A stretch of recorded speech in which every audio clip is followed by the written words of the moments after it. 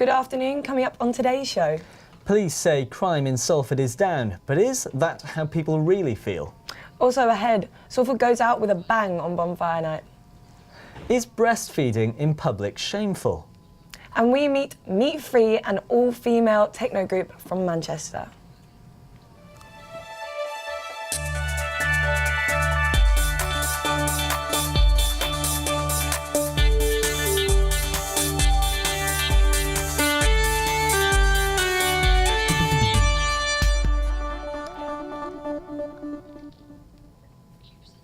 Welcome to the programme. Last night, the biggest bonfire in Salford lit up the sky while crowds of spectators gathered in Buell Hill Park. No injuries have been reported, although there was a hospitalisation during Bonfire Night at Heaton Park. Everyone knows the story of Guy Fawkes, but hundreds of years later, is it still relevant? Jim Scott went to find out more. The 5th of November is iconically known by most people as the night Guy Fawkes was arrested for the gunpowder plot. Young and old have come together at Salford's Buell Hill Park where the event is being held. The display kicked off at 7 in an orderly fashion, with fireworks gradually getting bigger and louder. The event, organised by Salford City Council, is just one of 3 in Salford, with Buell Hill Park being the most popular by far. The event even caters for the younger audience and includes its own games and stalls like you would see at the fun fair, with even some of the bigger kids even keener to take part. Have you found Salford's Bonfire Night to be very good then?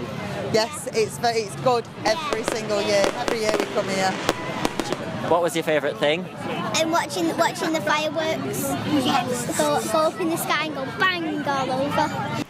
Bonfire Night celebrates the foiling of Guy Fawkes' gunpowder plot, which was the attempt by him and his group to blow up the Houses of Parliament on this very night 5 centuries ago. Do you know why we have Bonfire Night? To celebrate Guy Fawkes not blowing up the Halls of Parliament. It's clear a big effort has gone into the impressive display, with some rockets reaching as high as 300 feet and even more getting the atmosphere just right. By the looks of things, Bonfire Night isn't going to be dying out anytime soon and continues to bring people together from all over Salford, and no doubt will become more popular as the years go on. Jim Scott, Quays TV News, Buell Hill Park. Victim-based crime has fallen in Salford, according to figures released last week by Greater Manchester Police. We've been out to Salford Precinct to find out what people think of living in the area and whether or not they feel safe. Very safe living here. I've been living here for the past 10 years and I've never had problems with anybody. It should be a better place. There should be more policing. I know we've got the police station there, but you don't see them out at night time. Don't really go out after a certain time, and outside my residences there was someone getting beaten up, so I don't really feel that safe, to be honest. And I think it applies to every big city really, where it's well built up, you know, overpopulated. And for years and years, old people, in my case, have never gone out at night, where they used to go to a local pub, and of course they had a piano in them.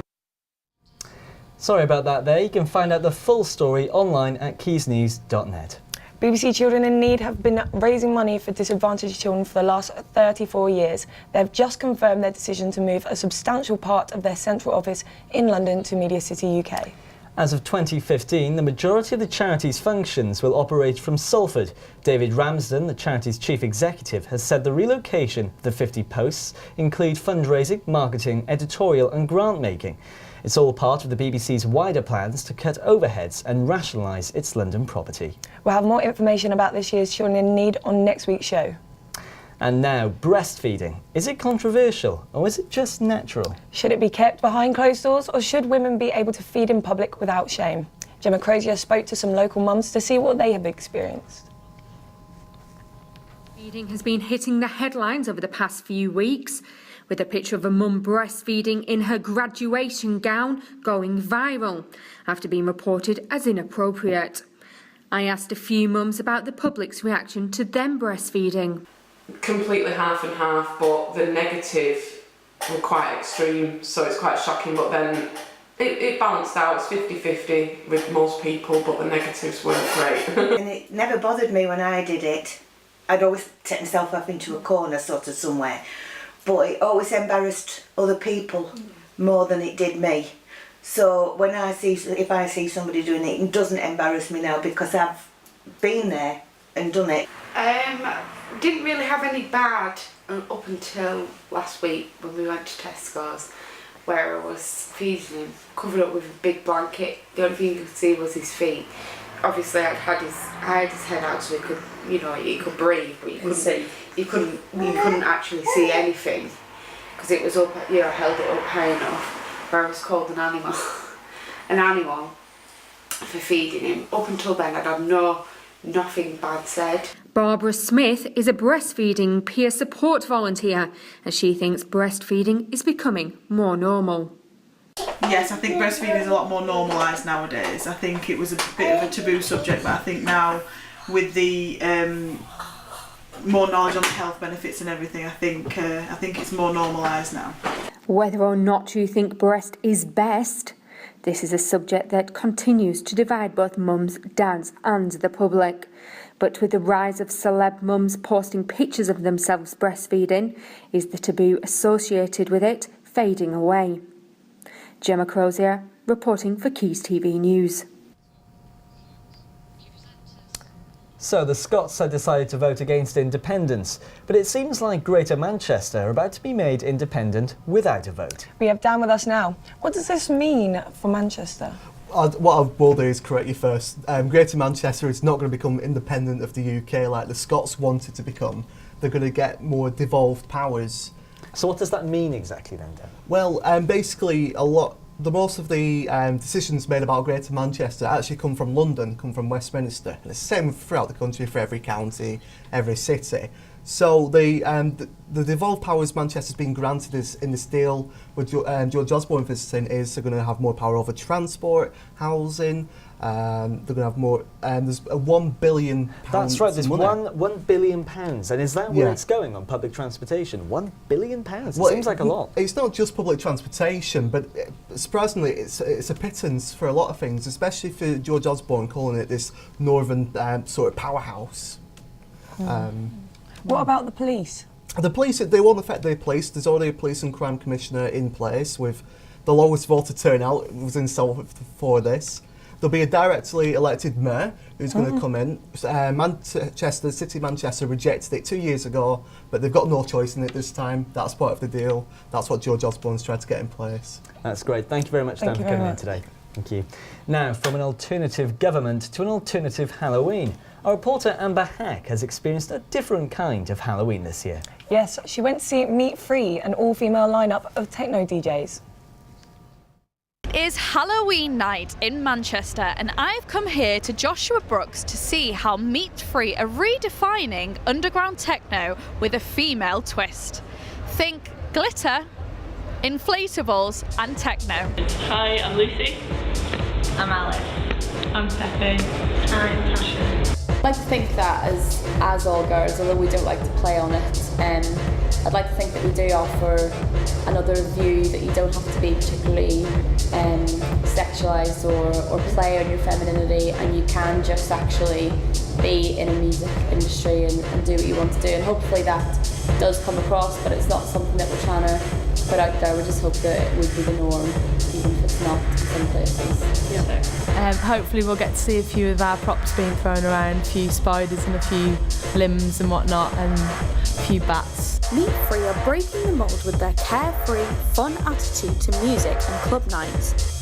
The girls take their music seriously but want to create a whole unique Meat Free experience from the second that you walk through the door. Something that's really important as well is the actual welcome that people get. Like, we want people to really feel welcome in a night, and we really want people to want to be there and know that we really truly want them to be there as well. So for us it is start to finish, and we don't make any profit from it. No, we don't. But it's just a case of people knowing that as soon as they get there, we're actually really thankful they've taken the time to come to our nights, because it's been months and months in the preparations and the work leading up to it and the stress and everything. People getting involved in what Meat Free is about really, and how it started from the beginning, which was to just everyone sort of dress up and be stupid but still enjoy decent music, credible music, pounding techno. Amber Hack, Quays TV News. And now for my favourite part of the show, we're going to be talking to Tom, who's going to be telling us a bit more about Babudook. So Tom, Babudook seems like a bit of an unusual name for a horror movie. Tell us a bit more about why they've chosen that particular name. Well, first of all, Brad, don't you think that Babudook sounds a little bit like a character in a children's story? Well, this is a film about the horror of children's stories. Now, the Babudook, or Mr. Babudook, that's it there. That is him. He's the main character, I suppose, in a lot of ways. In that he comes across. Essentially, this woman is given a pop-up book. She reads it to her son one night. Her name's Amelia, and then this character, Mr. Babudook, enters their life, and he's quite a jovial character at first. You know, wears a funny hat, big smile, all that. But all of a sudden, it builds, and he's getting bigger and bigger and bigger, and he's a looming presence in their life. It's absolutely terrifying. I can imagine sort of like grown-ups going in to see this and reflecting back to their childhood when they were scared by sort of mythical creatures. Oh, completely. And things like that. I mean, he's brilliant. He is the twisted version of the boogeyman. He's all those things. When I was watching it, couldn't help but think of Tim Burton's concept art. It looks a lot like that, but it's taken to that logical conclusion of absolute demented, fiendish delight in scaring children. It's incredible. I honestly cannot recommend this film enough. It's absolutely fantastic. Was it exactly as you expected? Because somebody told me earlier that you couldn't withstand the whole film. You had to leave at some point. I didn't have to leave. I went to the loo at one point and thought, I'm not going back. No one will know. I'll just make the review up like Richard Bacon used to. No, I did sit through it all, and if I'm completely honest, bit of criticism, in the last 20 minutes it starts to fall apart, but it feels like it's earned that by then, unlike other films like The Conjuring, which go like that straight from the beginning. So this is out in cinemas now? This is out in cinemas now, yeah. And if you're feeling brave and you fancy a look, go and check out The Babudook. Brilliant. Well, thank you very much for giving us that review. I might give it a try myself. I don't know, horror genres don't seem to be my thing, but I'll let you know if I do. Now, over to Georgina with the latest football scores. A number of our non-league teams have been in a midweek action. Hyde recorded a resounding 7-1 over Barnton. FC United of Manchester went down to 10 men but battled to a 1-1 draw. Altrincham recorded a 2-1 win against Lincoln City, and Trafford beat Ossett Town 3-0 in an FA Trophy replay. Now, Manchester City lost 2-1 in the Champions League last night. The match has been slightly overshadowed by Ivorian Yaya Toure, who left Twitter 6 months ago due to racist tweets. He rejoined following Sunday's Manchester derby and was subject to yet more abuse. We spoke to some fans at the Etihad to see their views on yet another racism row. It's a difficult thing to police. There's no room in the game for it, and it does need looking at from probably for world football in general. It's not just Manchester City. It's very awkward. I mean, obviously banning the people involved would be the thing to do if you can get hold of them. It's not easy when there's thousands of fans. It's a very awkward one. I don't know. They've tried fining the clubs. They've tried playing behind closed doors. Now, the university sports season is in full swing, and Salford men's hockey continued their season in fine form with an 18-0 win over Liverpool University.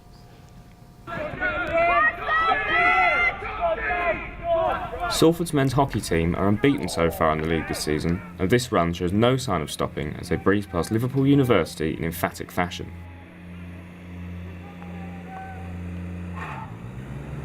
Salford attacked from the very start and took the lead within minutes. An attack remained the theme for the duration of the match as they proceeded to put 18 past the sorry Liverpool defence. Cameron Salisbury scored 4 goals, and there were hat-tricks for both Daniel Williams and Matt Harden. Sam Taylor, Callum Tinnan and Johnny Caton all added braces, and Ryan Padley and Harpal Panesar completed the goal glut with a goal each.